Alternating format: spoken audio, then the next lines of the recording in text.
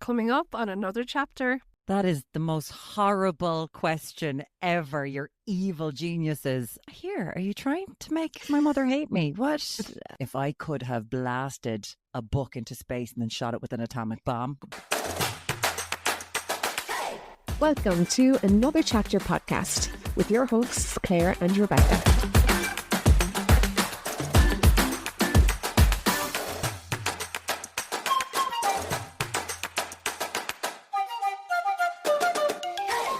Welcome to Season 4, Chapter 2 of Another Chapter, the podcast.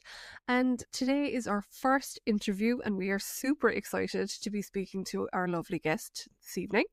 She is probably best known for being one of the main presenters on Virgin Media's Ireland AM show.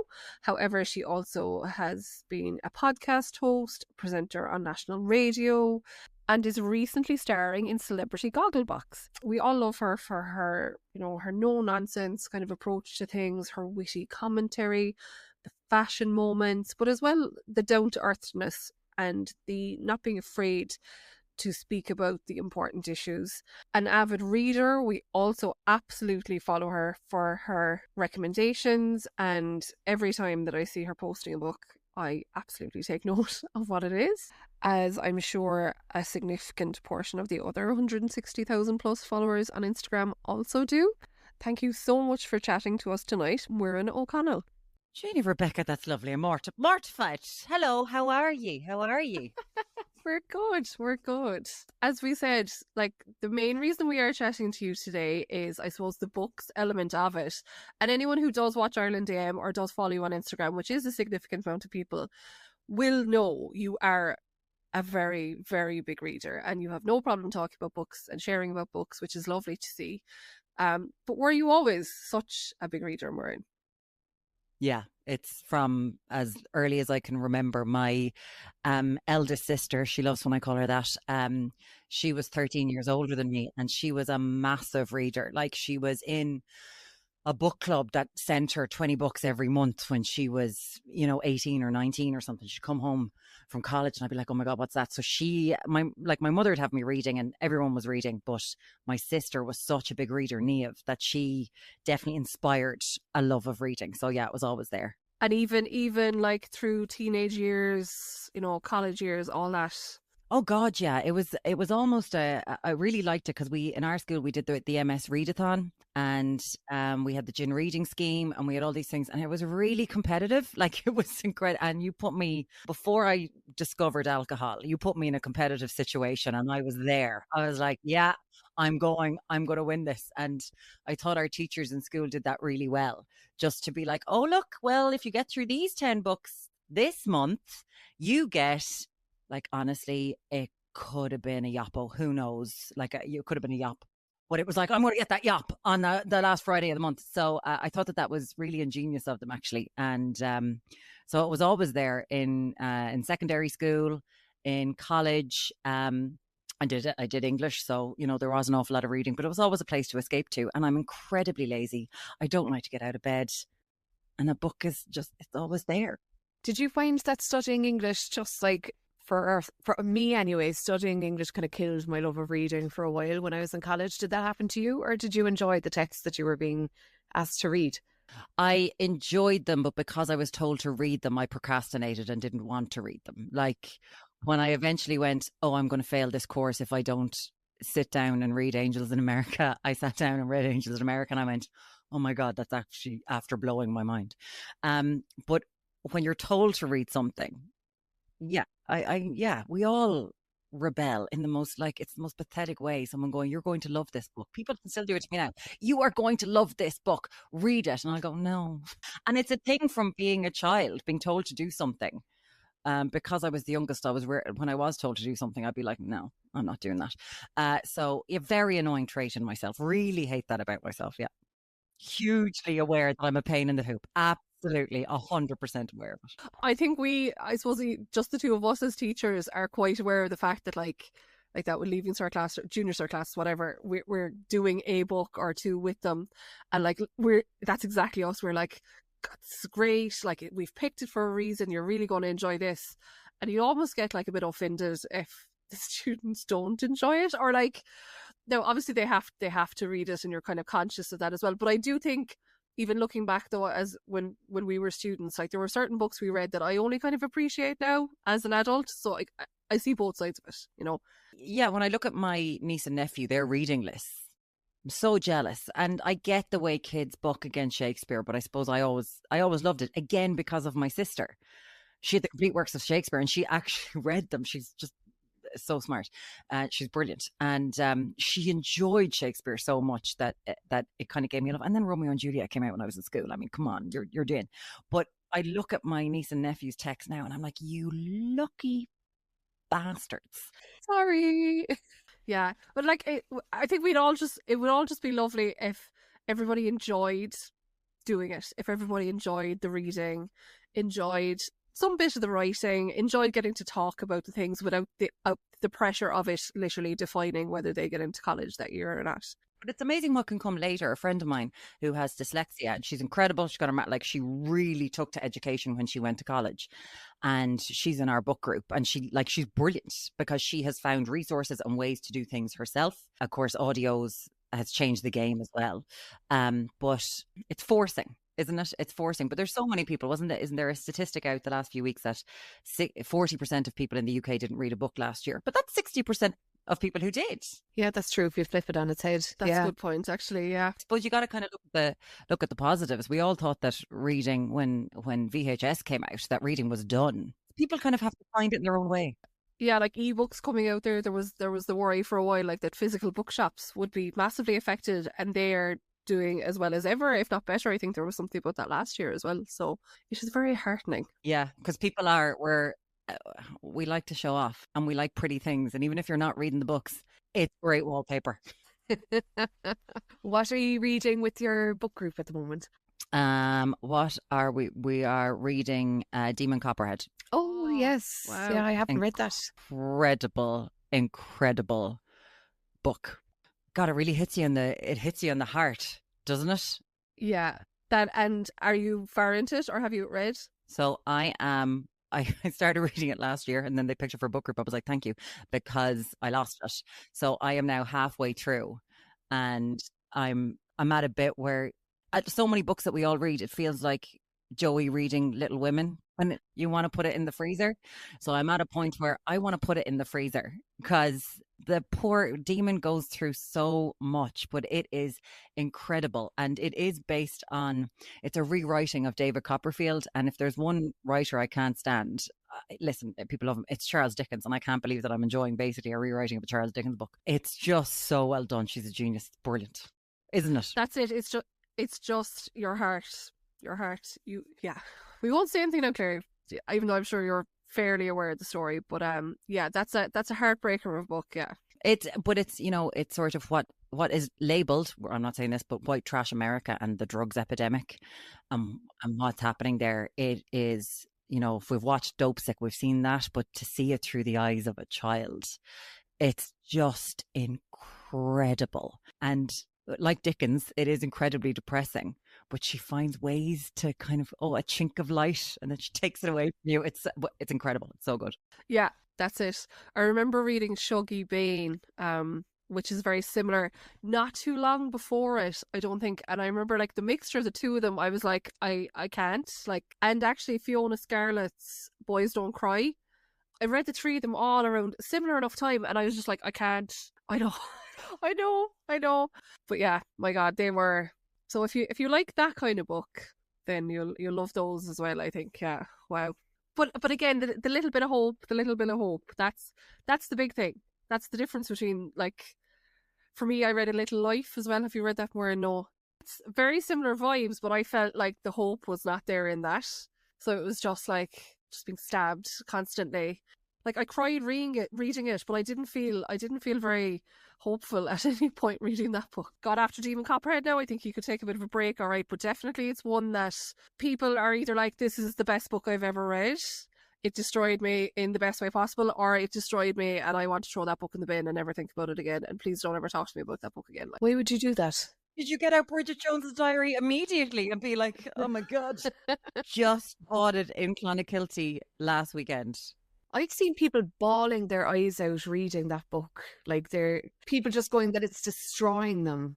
God, that was going to be my next suggestion for book club. I think Might go with something a bit lighter. I might have to go Christ. lighter. Okay. Does your book club have a name? It's called Chicken Book Club because we're the exiles in Dublin, and all of our friends in Limerick who moved home and everything, they've got they do a thing called Chicken Wednesdays where they meet up on Wednesdays and someone cooks dinner in one of their house, but two of the girls only eat chicken, so they always have to cook a chicken dish. So we always feel really left out. So we set up Chicken Book Club to be like, you have your food, we've got our books. Again, being competitive with two different groups on other sides of the country. And I love that it needs context. That if you just say the name, it makes zero sense whatsoever. Like, and one of the girls who left Dublin for Limerick, she's still in our Dublin group, and we've got a Limerick group. And she found out that we had set up the Chicken Book Club, and she was like, I don't know, you add me back into that. We're like, you won't be able to. She's like, but put me on FaceTime, I don't care, I'm still half with you. She's got a foot in both so she wants to be involved. And what are you reading at the moment? We're in So Demon, Copperhead, and are you reading anything else? Or I just finished reading, because he was on the show, Gary Lightbody has a memoir, The Forest is the Path, sort of about the writing of the last album and his father, Jack, who died from dementia in 2019. And I'm just a fiction girl unless it is historical, factual, about, Cromwell destroying us or the Tudors or whatever. But this was, I thought it was stunning, actually. His descriptions, his stream of consciousness, his pain at his father, the beautiful vignettes he had, the memories, the way he phrased things about, summers that we all used to have, our dads buying ugly cars. Why did our dads like to buy it? When he wrote about this, my father would go into a garage and they'd start telling about lovely cars, and he'd be like, I don't care, is it the ugliest car here? I will buy that car. And my father was like that for a while.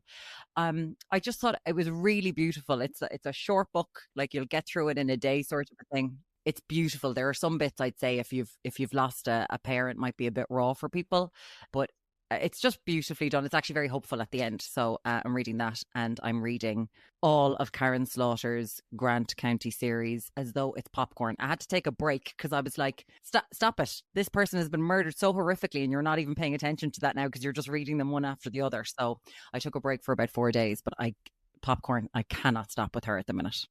I actually requested the first in that series on Borrowbox after you mentioned the series the last day. So I can't wait. So it was, people had said to me, because I was deep into the Jane Casey world, the Maeve Kerrigan series, which are just so unbelievably good. And I was looking for a replacement, and I couldn't get the first one. It wasn't on Borrowbox a few years ago, Blindsided.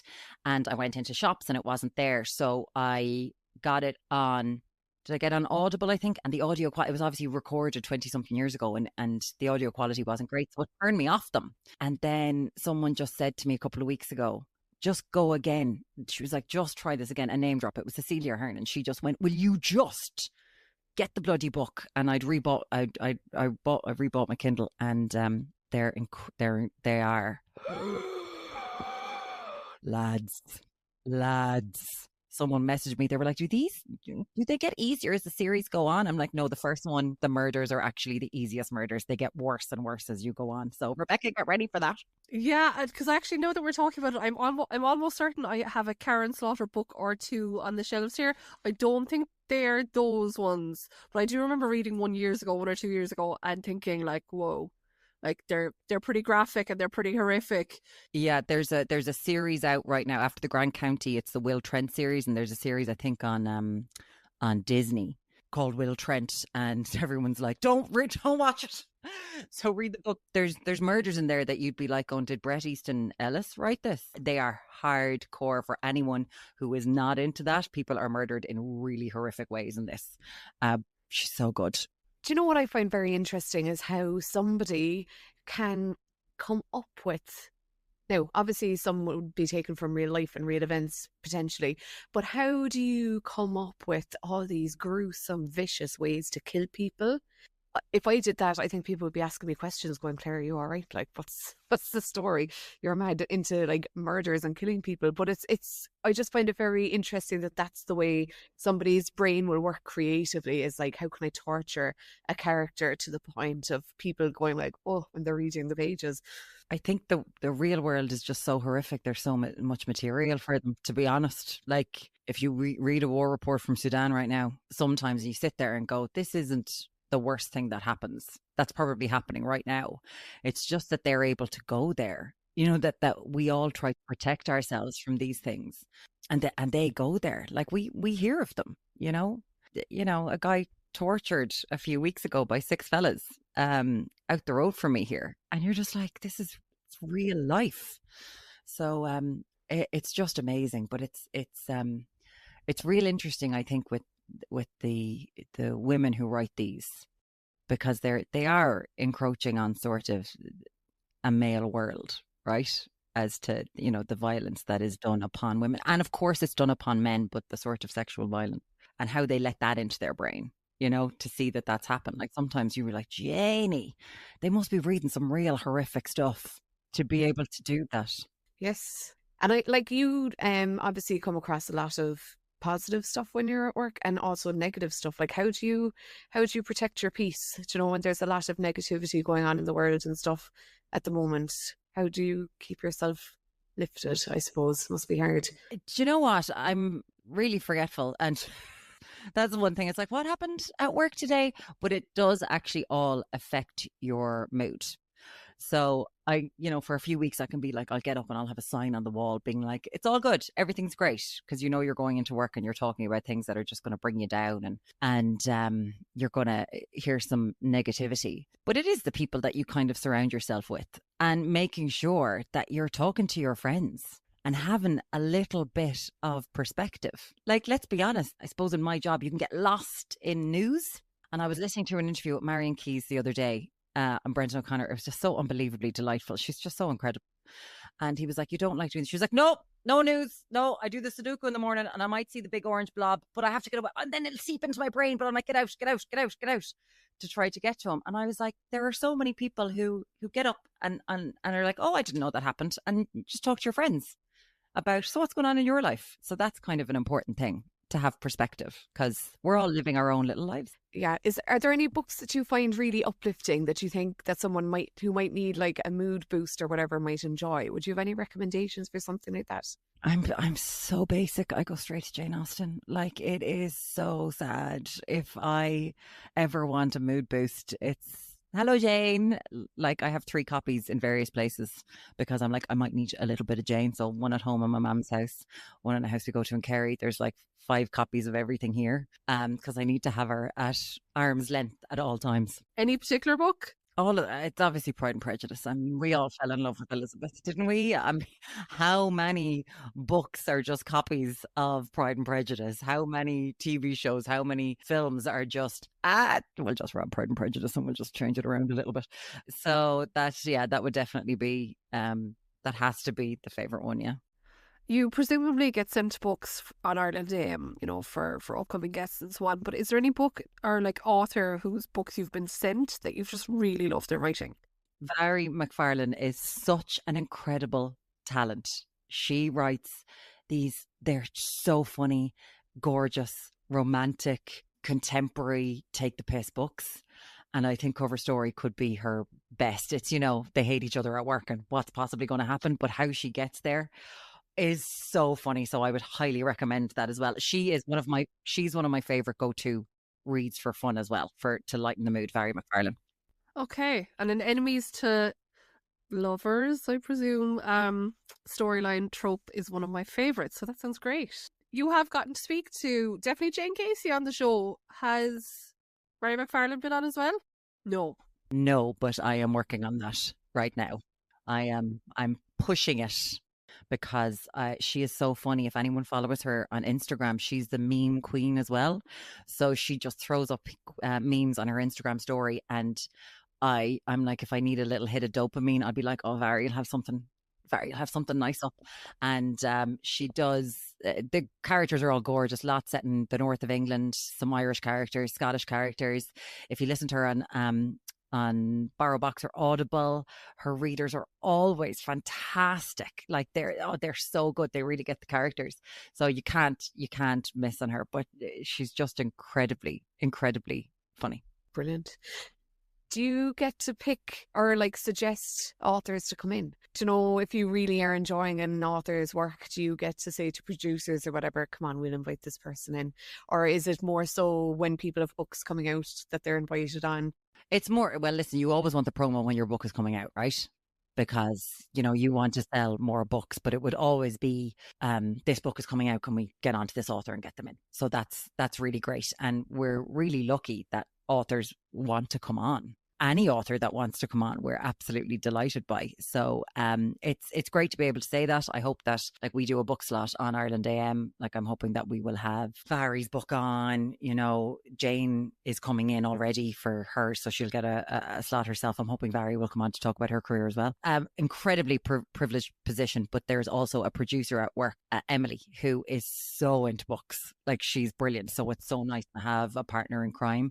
So she's looking ahead all the time. She's on to all of the publishing houses. So she's amazing. That's such a good connection to have. And you had Carmel Harrington on recently, didn't you? You were kind of matching, like, what a dote. What an absolute dote, yeah. A gem of a human. And it's amazing for anyone. And there's so many Carmel Harrington's fans to see with her latest book, The Stolen Child, how she's doing what she wants to do. Like, it is straight up sort of thriller rather than going the historical romance route. Her last book, The Lighthouse Keeper, that was definitely getting her into the thriller mode. So she definitely got to stretch that sort of thriller bone, because they are a great gang. Like herself and Catherine Ryan Howard and all that. You see them all together all the time. They are so funny, like out having their dinners, they're such a good group of authors, and they're all so different. But seeing them together, seeing them all doing their chatting, it's amazing. The book world in Ireland, how close an awful lot of authors are. It's brilliant. It is the support that they receive from each other. Like, it's not competitive. And Carmel has told us before, and I think Hazel actually might have said it, that if one of them has an idea that they know that the other person would write better, it's like they pitch it to each other and say, I think you could write this. Like, isn't that unreal to be so comfortable with your comrades, I suppose, that you could just give them ideas and they run with it? And I think it's class. Or one of them came up with the title for the other person's book there recently, Rebecca, didn't they? Wasn't it Hazel? To be able to let something that's in here out, not worry that someone's going to rob it. Like, that is so unbelievably cool. They were out recently and they were the tortured writers department, Catherine Ryan Howard. She'd made all the props and everything for them all at dinner going around. I was like, where do you get the time, first of all? Because they do be writing books like we go for a wee. And then they're so creative. I'm like, Catherine, what are you up to? Then again, she needs her Lego time to get everything done. But they're a fascinating and lovely bunch of human beings, I think. And especially for Carmel, as you were saying, to get like the recognition and stuff that she so deserves, because it's amazing. Because like we spoke to her, was it last year? And like she was saying, because of, I suppose, the kind of the genre of book she was writing all along, like women's literature or whatever title you want to put on it. Like she said, she kind of felt, and I may be paraphrasing here, but she kind of felt like certain publications, like we'll say reviewers or like awards and things like that, they kind of weren't taking her and what she did very seriously because of the genre of book she writes, which is very unfair, because anyone I've recommended her a book from her to has loved it. Anyone who's ever read a book by Carmel Harrington of her back catalogue, they've all loved them. Like, I've yet to meet someone who hasn't enjoyed one of her books. But to be waiting this long to get the recognition is hard, but so deserved at the same time. Yeah, it's the snobbery that's still there. I feel like it's sort of changing when you kind of go, like Colm Tóibín's Brooklyn, it's absolutely beautiful. And I suppose I would compare it most to a Maeve Binchy book. That's what it reminds me of. The way it's written, Long Island, they're like Maeve Binchy's. And I think Maeve Binchy should have won the Booker Prize for about 4 of her books. They are deep examinations of spirituality, morality, relationships, the human condition. she was an absolute genius. And again, because they're given a different cover, it's like, oh, well, we'll dismiss it. Things that you're doing right here, it makes such a huge difference because you can't dismiss the human condition that half of us feel in the world. You know, it's interesting what has been decided to be literary fiction and what is decided to be pop culture, pop lit. And I feel like the lines are blurring a bit. I'd like to think it is. I don't know if authors feel the same way. No, there is. It's definitely, as you were saying, like a blurring of lines. And like, to be fair, I think Carmel, like, she came down to our book club last year as well, and she had such a lovely conversation with us all, and we kind of were discussing all of this too. And she's such a kind soul, and I feel like that's somebody who is so humble and so grateful and so hardworking, family orientated, like just so like wholesome, that I am so pleased for her that she's finally, as we were saying, like getting that recognition, because she works her arse off for her work, and you know, she worked hard to get there, and I just feel like it's about time that she's getting that recognition. And do you find that you would mostly read female authors more? Because that's kind of the ones we've mentioned, or is that just incidental? I think it's incidental. I probably did start going out of my way a few years ago because I was so influenced in my younger years by, you know, what is in the culture, what should I be reading, that I was gone down that world of books that were basically written by an awful lot of men. But then, you know, you kind of come into your own more in your 30s and you're like, well, what do I want to read? Now, don't get me wrong, like, listen, David Mitchell's books, as soon as they're out, I want to gobble them up. Prophet Song by Paul, like, what, that everyone should be reading that book right now. It is unbelievable. And I know I've recommended for some people that maybe they should listen to it because of the stream of consciousness and the way that it's written. It is stunning, terrifying, pertinent.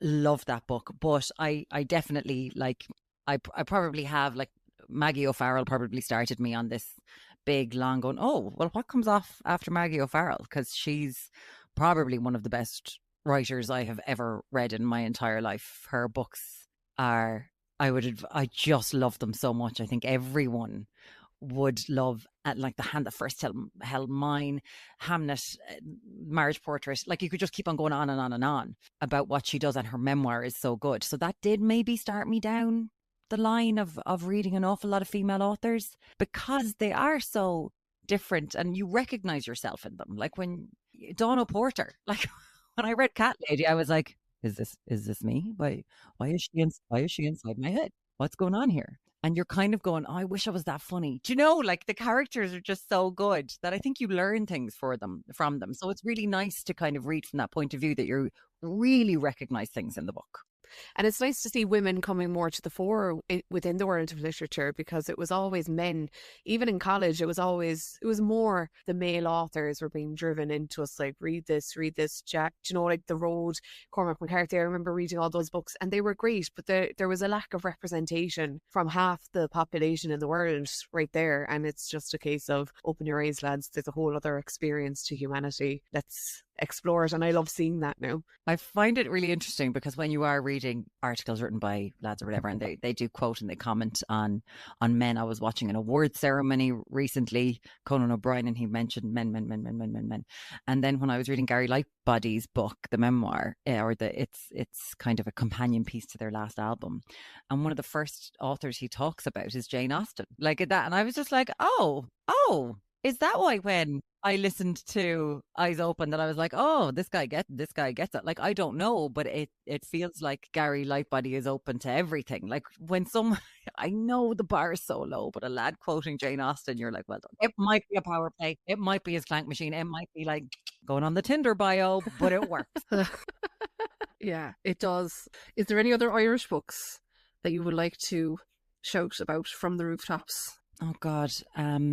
Anything by Caroline O'Donoghue. She is such an incredible talent. It's unbelievable. Louise Nealon's Snowflake. When I read that book, I think I just sat there afterward. I gave it to my mother immediately because she's gotten really into reading in the last few years. She was always there, but like really into it.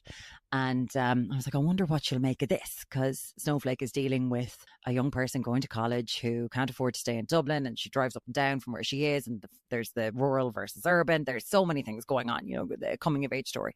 And my mother was just blown away by it. And like, there's no generational divide in the reading of those books. I think she's phenomenal. I can't wait. I don't want to say that. I don't want to put pressure on Louise. She's such a wonderful human. I hope that there is another book coming, because Snowflake was just so, oh God, lads, it was so good. Catherine Ryan Howard. My God, like, she has given me jump scares as though I'm watching a film. Do you know when you were like, you're just sitting there with the Nowhere Man? I was like, oh, Jesus Christ. She is terrifying. There's someone, Claire, whose brain, you're like, the absolute creepiness. And again, I know that she could look to the Vanishing Triangle in Ireland, and how she evoked that terror was so unbelievably good. Yeah. So she's got a new book coming out as well, actually. That's very good. Excellent. Very interesting premises. Sports stars. Oh, yeah. A morning telly presenter gets murdered. She texted me and she was like, I'm just realizing you might think I've murdered you in a book. I was like, Catherine, a lot of people say, a lot of people would like to murder me. You're grand with that. So that's very good. She's terrifying, isn't she? Terrifying. And then she's just so friendly. And you're like, what is going on in your head? Why do you make me look at rural roads and go, yeah, gonna be kidnapped and murdered? Like, Yeah, that book, Born After Reading, is brilliant, actually. Yeah. Yeah, it's her, it's, as you said, it's the premise of her books. It's the angle she comes at the books from, or like the you know, the angle that the stories are told from is always so interesting. It's brilliant. And how do you find new books and authors then? Do you like, would your colleague Emma be someone, or Emily, is it, that would she be somebody that would recommend books to you, or is it just getting sent stuff out, or do people contact you to say, I'd like you to read my book? Or I'm lucky that publishing houses will send me books, and it can, like, there'd be there's loads sent. That's like, you know, yourselves, you'd be on the PR list that sends you out book, and you get so many, and you kind of just, you can't read them all, so you kind of pick and choose and go, well, what's this? And then ask a few friends as to be like, what have you seen that? What do you think of that? And friends would definitely be the ones that would be like, would be recommending things. And people are lovely online as well, to be, listen, if you like that, you might like this. And I know I say I rally against it, but I'll always go and look things up immediately. And I've got a list on my notes app of recommendations from people on Instagram that has really, honestly, they have sorted me out so many times. Fair thank you to everyone who does that, by the way, because you really have, in the middle of the night when I can't sleep, I'm like, I'll go, and do you know what? I'm going to try that one now. So that's really good. Yeah, people are great to recommend. To be fair, my housemate comes in and he's like, why does it sound like you're watching porn again? I'm like, because I watch great television shows. So everybody's happy. I mean, he sat down and he said, fine, put on Rivals one day. 6 hours later, we were still watching it, because it is incredible, and it is for everybody. Every single, all my fella friends and, you know, the husbands or whatever who have watched it are like, damn, that's a good bloody show. Well done. I was like, I must still watch it, actually. And I have the audiobook, and I'd say my mother has the book. I'm sure I read it years ago, and I have the audiobook lined up, but I haven't watched the show yet. Just haven't got a chance to, yeah. lads, my granny was mad into Mills and Boone and Jilly Cooper. And I think she left Riders in our house when I was like 11 or 12. And my mother walked in on me one night and I was reading Riders and she was like, what are you? And I was like, ding dong. I was getting my education from Jilly Cooper, I'll tell you that much.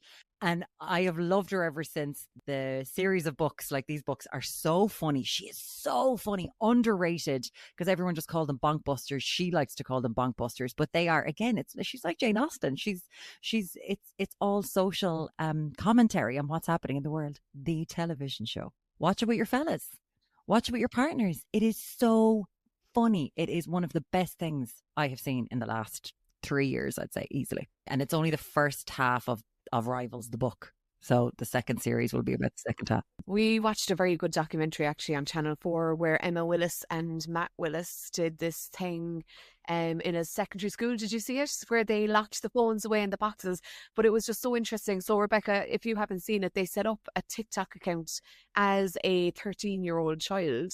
And I think within like, was it 6 scrolls or something like that, that there was like violence being pushed on them or porn, like all this stuff to a 13-year-old. And then they did this whole like, let's lock all the phones away in first year in school and see how everyone gets on. So it was really good. But like, it just goes to show like the targeting of material it's mental. It's interesting. And that documentary, it is excellent. It's available on the Channel 4 app. You don't need a VPN. You can watch that at any time. Channel 4 is available to everyone in the Republic. It's really good. And everyone should get the Channel 4 app to watch. You can put it on your smart TV. Honestly, so good. Save yourself a fortune. It's got everything. So someone said to watch, what am I thinking of? Say Nothing. So I started watching Say Nothing and I was really enjoying it. And then a friend was like, stop, have you started? I was like, yeah. And they were like, no, read the book, the Patrick Radden Keefe book first. Yeah. So I've just bought that. So I've stopped watching Say Nothing because they were like, no. It's brilliant. Yeah. That is absolutely brilliant, actually. Yeah. And I know you said you're not a non-fiction person usually, but Fintan O'Toole's We Don't Really Know Ourselves, that is unbelievable as well. And that is all, it's Irish history, but it's kind of told through the lens of how it affected him and his kind of thoughts on the events as they were happening. But like, that's one now you'd be reading it and you'd be raging reading it when you realise how implicit, we'll say, the church was in certain governmental decisions or why certain laws or things happened to appease certain people or certain groups. It's, yeah, rage-inducing, but so interesting. On the list, is there any one book, like be it something from like when you were a teenager, up to now, or a child, I suppose as well, that you would say like has had a huge impact on you? If we can separate the art from the artist, I would probably say Roald Dahl's The Witches, possibly one of my favorite books of all time. When I read that, I was mesmerized and I couldn't believe that someone could create this world. Like now I realize that the Grand High Witch had just been over dyeing her hair and she was scratchy because she had too much dandruff. Like whatever, I don't care. But it was I couldn't believe that it wasn't real. I couldn't believe that it wasn't real. Like genuinely, I was going around for about a year when I was 5 or 6 going, is she? Like her shoes are quite square. Like anyone in a Birkenstock to me was like, I know what you're at. I know you can take the hat off. I know you're completely different. I know that hair is fake. He really made me believe in witches. And now I'm older. I'm like, witches are the best thing ever. Real Wiccans, fantastic. But I love that book so much. And it did instill a love of reading. Like that is one that I really do remember it, that kind of said that you will read for the rest of your life. It's reading something like that at a young age did change me, I would say. Yeah. Oh, that's lovely. I love that how we all have those books that give us like a core memory on how we started out on our reading journey. And is there like we always end up talking with some Rebecca about books that like we might have read but that other people might not necessarily have heard of. Is there any book that you feel like is underappreciated that you think that people should read? But maybe one that didn't get enough love, or you feel like when it came out that you're like, why are more people just not loving on this? I'm sure that there is. I just can't think of anything right now. I'm actually just looking back here going, what is there and everything? Because I've got ones that I read that everyone seems to love and I just don't get it. Like Donna Tartt, The Secret History. I will, until the day I die, I will throw my hands up and go, I do not understand. Shantaram, if I could have blasted a book into space and then shot it with an atomic bomb, that's what I would have done. Again, it's not for me. People love it. You do you. I'm not here to prescribe anything for people. Or is there maybe a book that you think everyone should read that you know that if everyone were to take one book recommendation from you after this episode and go read it, what book would you? I would say maybe The Hand That First Held Mine by Maggie O'Farrell. I've mentioned her already. Once you pop with her, you can't stop. I think it is the most glorious writing I've probably ever read. Beautiful, absolutely beautiful book. I swear to God, maybe Caroline O'Donoghue. I think it should have been a global, Scenes of a Graphic Nature. I think that should have been a global phenomenon in the way Sally Rooney was. I just thought that book was, yeah, I do think it did incredibly well. It was so good. But I thought that book was beautiful. Like, so interesting the way she looked at things. Again, it's looking at small town Ireland through this lens of city, rural, and all these other things. I thought that could have been that should have been globally probably bigger. Brilliant book. She's a fantastic writer. She is gorgeous to read, and then her young author stuff is really good actually for teenagers. Fantastic, and she's really creating a love of reading people. It's brilliant. Okay. It's funny, my mother bet into the Rachel incident. I couldn't get it off her for months. She was just like, yeah, it's interesting, isn't it? Yeah, I don't know what it was about it, but like I think for me there was so much hype online about how it was like the best book that people had read all year and it was fantastic. And then I read it and I just felt let down by it because of the hype.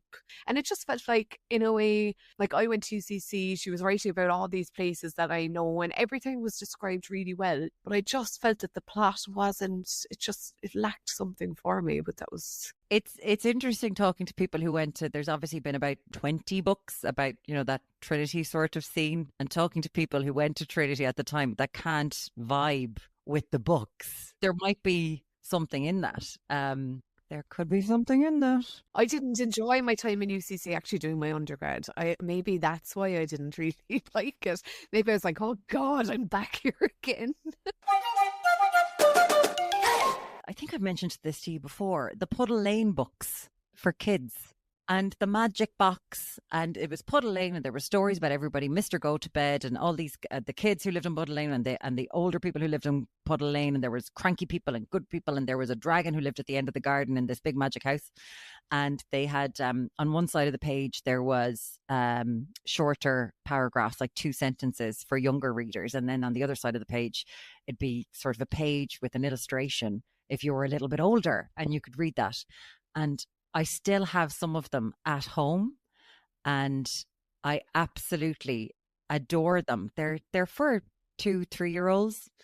And someone said that, I remember talking about it online and people were like, I remember those and I want to find them for my kids because they're beautiful books. So if anyone, and sometimes I think I'm insane because no one remembers them. They sound really cute. There's my underrated book that people don't remember. Puddle Lane. Because I started reading Enid Blyton's The Enchanted Woods with my 3-year-old recently. So we do like a chapter a night and he really, really enjoys it. Now I've passed it on to a colleague of mine for their daughter because she was looking for kind of a bigger chapter book, but my kid really enjoyed the idea of it, and just it was his first proper chapter book, and he'd be like, I wonder where they're going to go tonight, mommy, and Joe going up the tree. So like I think those kind of books are really, really cute. Gorgeous. Like that's so beautiful to hear a sense of wonder because, as someone without kids, you kind of just get fed the bad stories about the scrolling and all that kind of stuff. And there's a lot of scaremongering, but there's a lot of beautiful things happening for kids as well. Would you ever have a drive to write something yourself, Muireann, or are you purely a reader? Like you surely have some stories to tell or some inspo. No, not at all.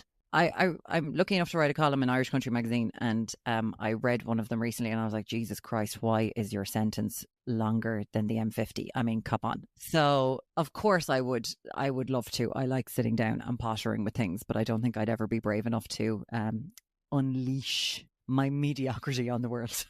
To be honest, there's enough out there. So it's a lovely outlet. I'm not a journaler. I'm not one of those people at all. But I think it's brilliant. I love when people have journals. And it seems like it's very good for the head, so I probably should think about it. But no, listen, I think we all of us, aren't you the same? You all think someday, oh, God, I'd love to be able to do that. And then you read a book and you're like, I actually thought about that before. And why didn't I, haven't put pen to paper. Have you done it? No, I've started writing, but kind of had to stop then when I went back to work, just with time constraints or whatever. But there is that in me that I'm just like, just do it, just write it, just I need to shut up and just do it, really, to be honest. But yeah. Yeah. But Rebecca, you say that you never really had any interest, no? She can be my No, editor. She yeah, can be my that's it. proofreader or I'd something. happily proofread it or edit it, but like I would much prefer to be a reader forever. No interest in writing anything for whatever reason. I don't know. How do you find writing columns then? Do you enjoy that? Do you get to pick what you write about, or are you given like a topic or? No, they're really nice. It's they're fab. It can be, last column was on for my mother. She hates the word elderly, so it was all about that. There's a column on why I think that if we all had to learn in our driving test to say thank you, to put the hand up on the steering wheel, that our country would genuinely be a better, happier, and more kind place. Yeah, they let me write about any old shite that's in my head, to be honest. They're very good to me. They're very, very, very good to me. Yeah. For anyone who's listening to this, that we love reading. It's an incredible thing to have. And I just find it very interesting that people find, people can take tasks, they can be like, how do you find time to do that? Well, I don't understand why pleasurable activities are looked down on. I don't understand why spending 3 hours of your day sitting down, watching Tony Battingham shag someone on the telly in Rivals, or sitting down and reading whatever book that you want, is looked down on as though you're wasting time, or isn't that nice? It's a leisurely activity. It's not. It's essential to who we are as people to have this time where you can just sit down. I don't get this culture of always being busy and having to work, and that's what's given value, and things that are slow and relaxing aren't given value. Like if someone found that what helped them during the day was to go for a 10K, everyone would be like, that is incredible. Well, oh my God, you did 10K, that's incredible. But if someone else said, oh yeah, I sat down for an hour and a half and I read my book. All right, well, for some, isn't it? Blows my mind when something, how things are looked differently in that way. Yeah, you make a very fair point, because there is this busyness that's like worshipped. And I thought that it was going to like feck off after the pandemic and COVID and everything, because people had to slow down, people had to find kind of solitary activities.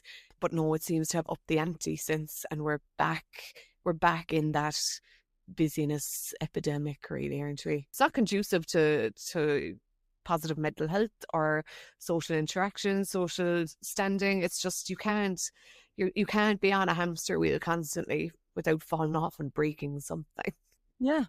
Just because something's enjoyable doesn't mean that it's not worthy of something, It's so weird. But even in book talk, it's weird, because I got lost down a rabbit hole a couple of months ago, and it was a woman who'd said, I've read 83 books this year, and here are my favorites. And the comments underneath were just going for her. Did you read or did you listen? How dare you think that listening is reading? How many of these did you actually read? You were listening. I was sitting there, first of all, going, so blind people don't read anything, is it? Like their experience of the world is completely negated by you because they're not using their eyes to consume something? That blew my mind, first of all. But then the actual arrogance of being like, you're taking the easy way out by listening to something because you might be doing the dishes. I was like, it's all pleasurable. It's all enjoyable. Why? Every side of something that's meant to be nice, there's always a dark and pissy side to it, to be honest. I thought that was really weird. Because I was like, she's telling us her favorite books. Well done. Fair play. Thanks a million. And all of our storytelling, like our love of storytelling, generally stems back to being read to as a child by either a teacher or a parent, or story time at the library. We were told stories. Like our identity as Irish people is like we're good storytellers. So like it takes away from all of that. I think there is snobbery around it, to be honest. There is, but you're right. The Iliad was, they like to go on about the Iliad. That's an oral tradition. Like all of the things are oral traditions, all of our own legends. There was one time I was listening to an Emily Henry book. I was stopped at traffic lights at the end of my road, and my neighbor came passing. Hadn't noticed her wave, and she opened the door, and it was at a bit where there was a rather sexy scene happening. Let's be honest, they were getting down to it. It might be a number between 68 and 70, and that was what was happening on the radio in my car as my neighbor was like, "What in God?" So that's why you didn't see me, and when I waved at you, is it? I was like a bit distracted there. Yeah.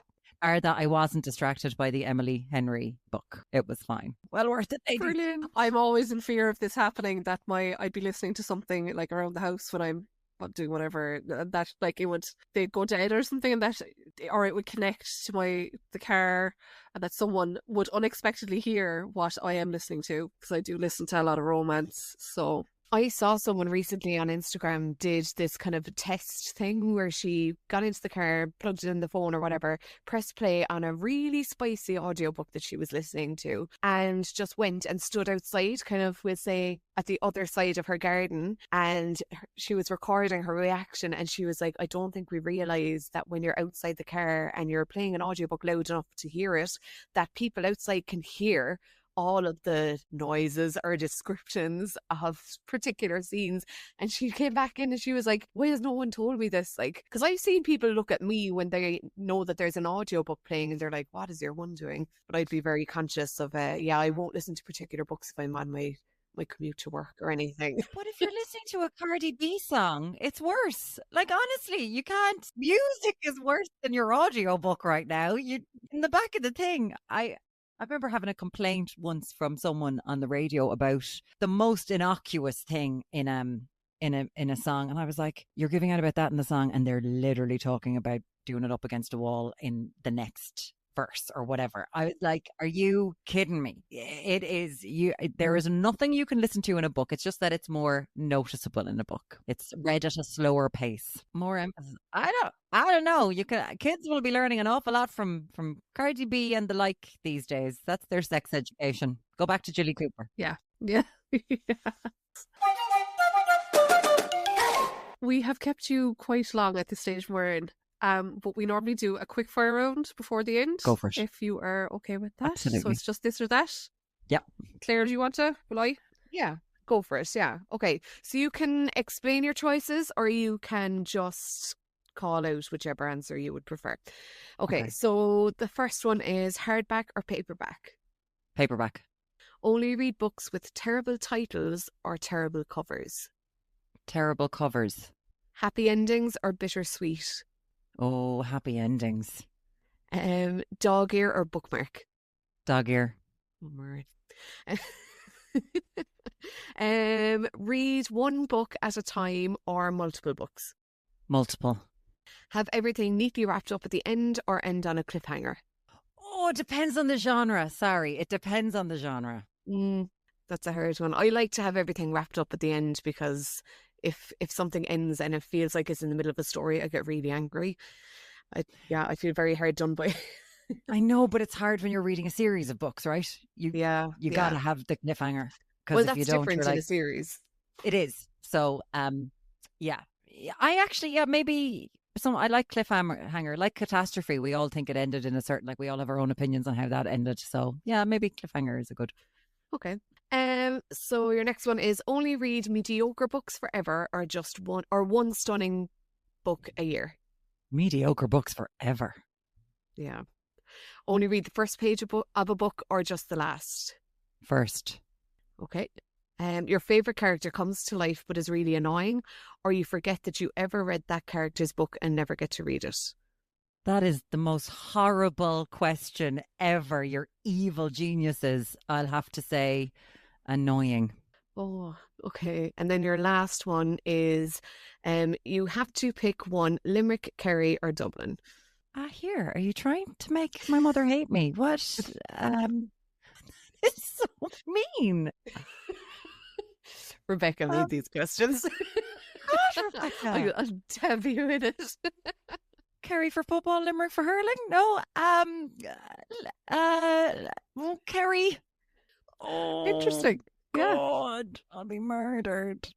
No, we always throw in one at the end that everybody's like, I hate you for asking me these questions. I genuinely, that is horrible. I love both Limerick and Kerry equally. Oh my God, that's your favourite child question, even though both my parents could answer that favourite child question incredibly quickly, let me tell you. That's going to be my favourite child question. They're both my favourite children. Yeah, it's very hard. We've asked, like Andrea Mara moved from Cork to Dublin, and we asked her that as well, and she was like, "Oh my God, I can't." Yeah, that's interesting. To be fair, Dublin hasn't come into it. That's where I live. So. Yeah. That says a lot now, really.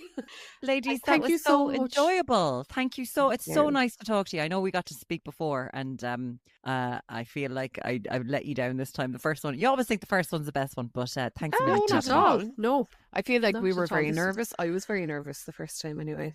Why? Because you're a celebrity. A celebrity. Talk, lads, there's no Yeah. such thing in Ireland unless you're Saoirse Ronan or Bono. No such thing as Enya. No, That's no. it. That's it. Yeah. The rest of us will all Very, see you. very grateful.